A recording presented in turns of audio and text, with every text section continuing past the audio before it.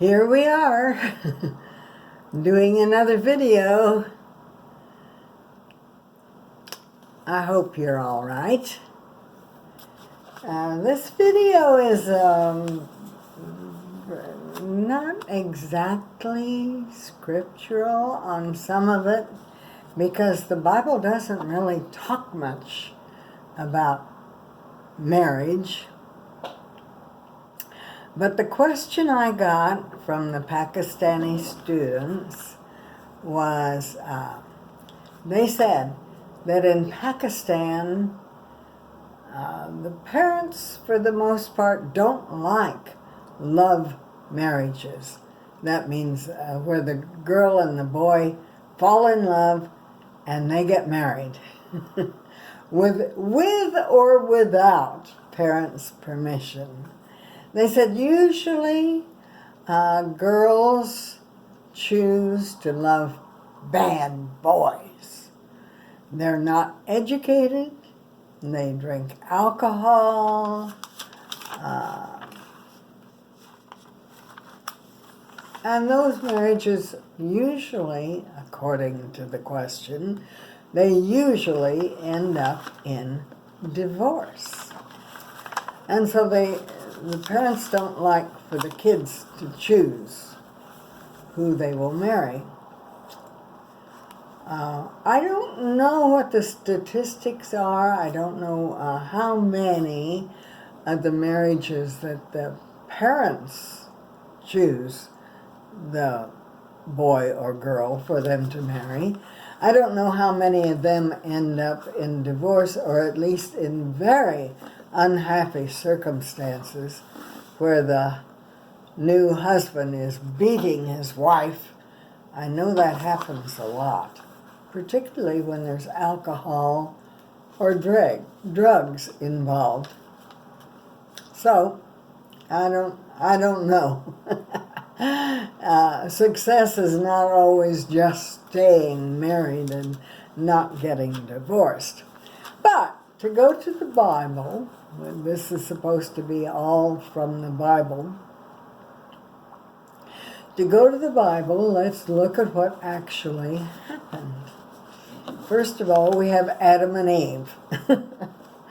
Now, if there's only one man and one woman in the whole world, they're going to get married and they're going to not have any choice in whether they stay married or not.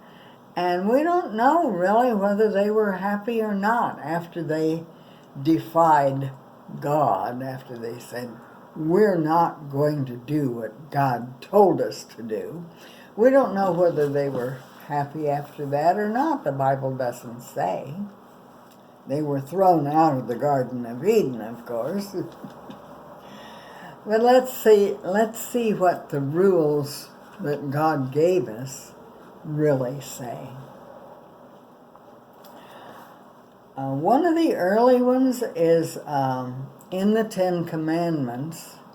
It says, honor your father and mother, that your days may be long upon the land which the Lord your God is giving you.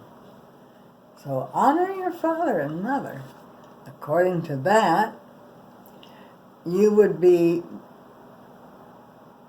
polite to your mother and father. You would not talk against them. Some translations, particularly in children's books, they'll say, obey your father and mother. There's a little difference between honor and obey, but kind of the same idea, not really. However, if you go over to the next chapter, Exodus 20, verse 12, it says, he who curses his father or his mother shall surely be put to death.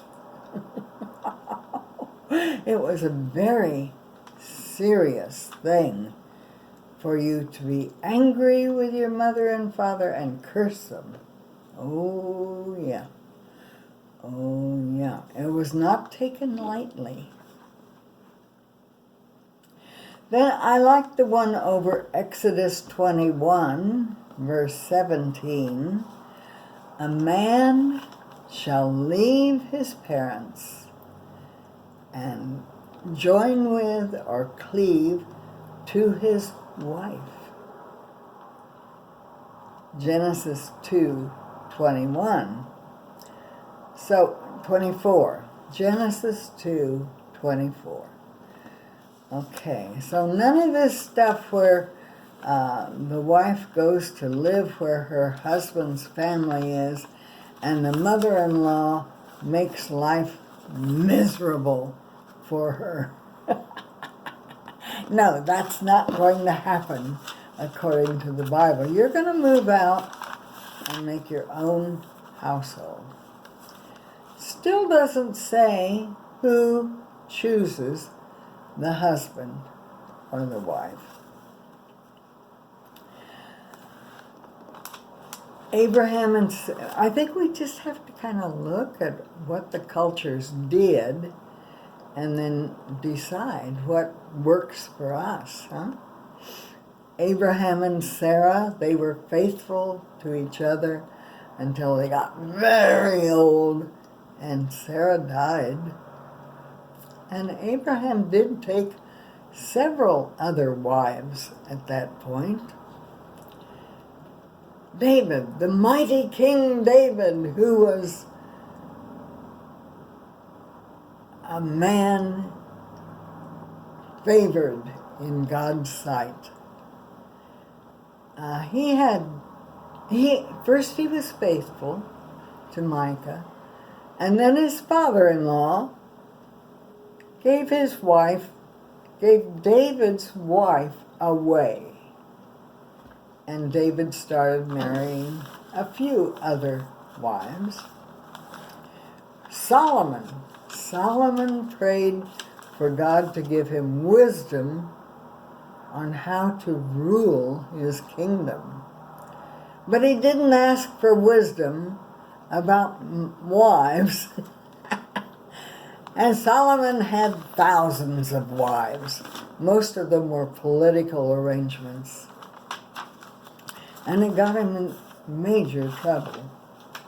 Yeah, because the wives brought their idols, their religious practices into Solomon's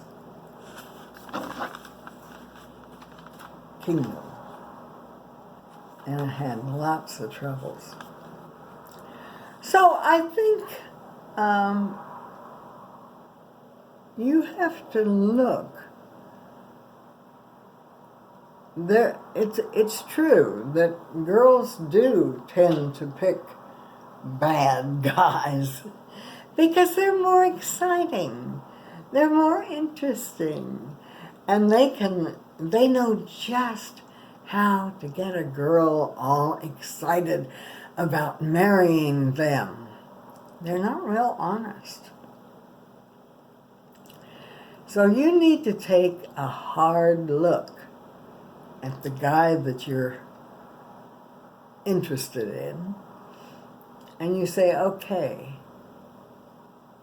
let me see in my mind what kind of a father is he going to be? Is he good with children?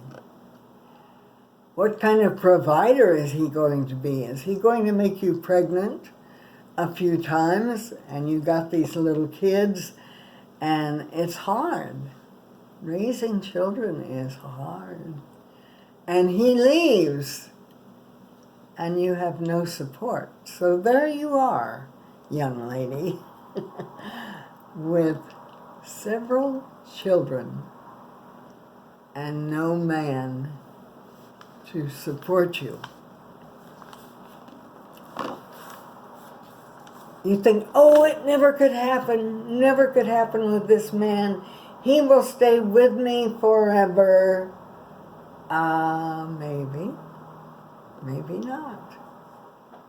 So you have to take those things into consideration. And I think parents, particularly fathers, look at that and they say, this man is not going to stay with my daughter. He's going to run around and marry somebody else, or maybe just live with them without getting married. It happens. It happens in America, and it happens in your country, too.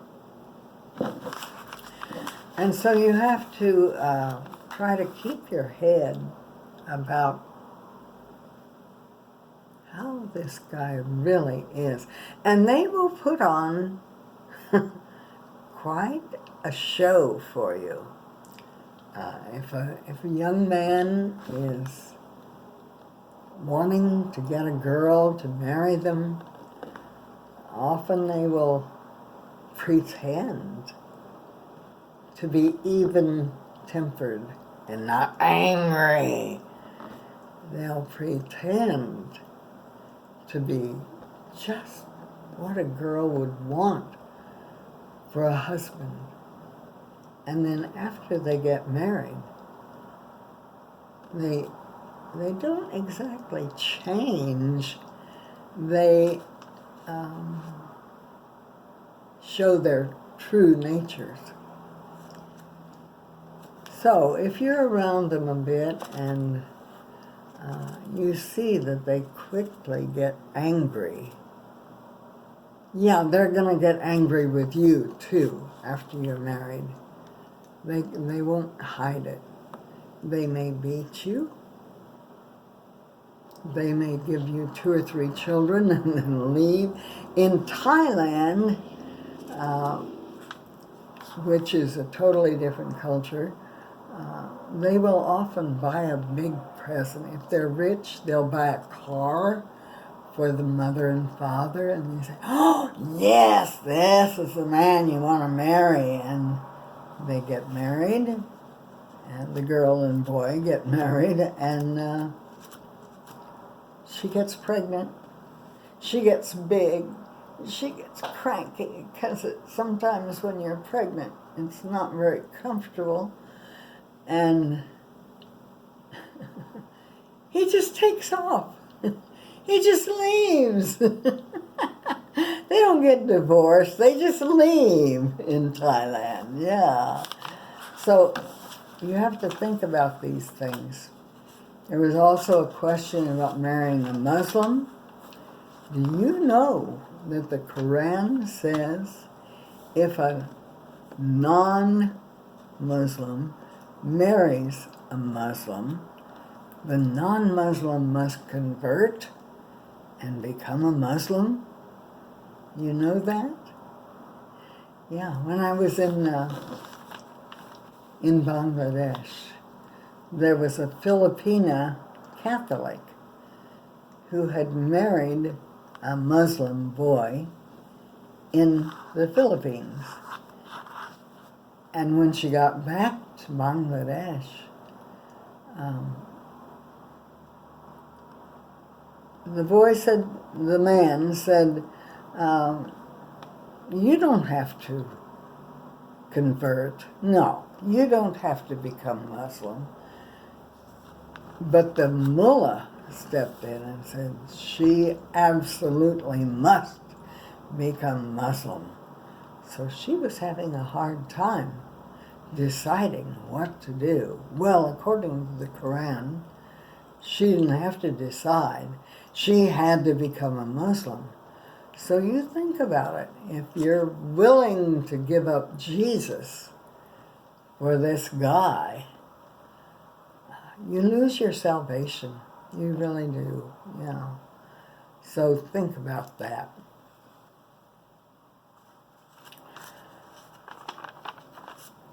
My advice is get well acquainted with the guy. If the parents are objecting, find out why they're objecting.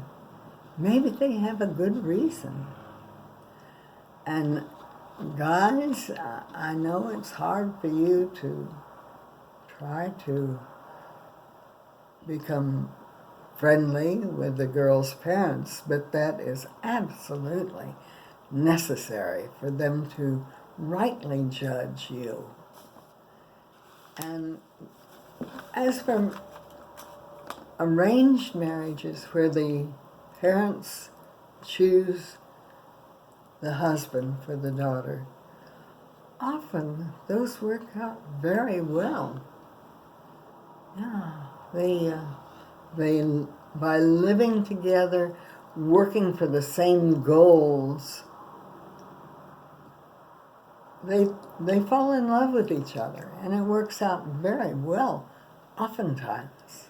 Yeah, so don't rule that out. God bless you. I hope it works out for you and you have a very happy marriage, whether it's a love marriage or whether it's arranged marriage, either one. May it be for your joy and for your life. Yes, yes. Thank you. Thank you for listening. And let me know how it turns out. Okay? Goodbye for now.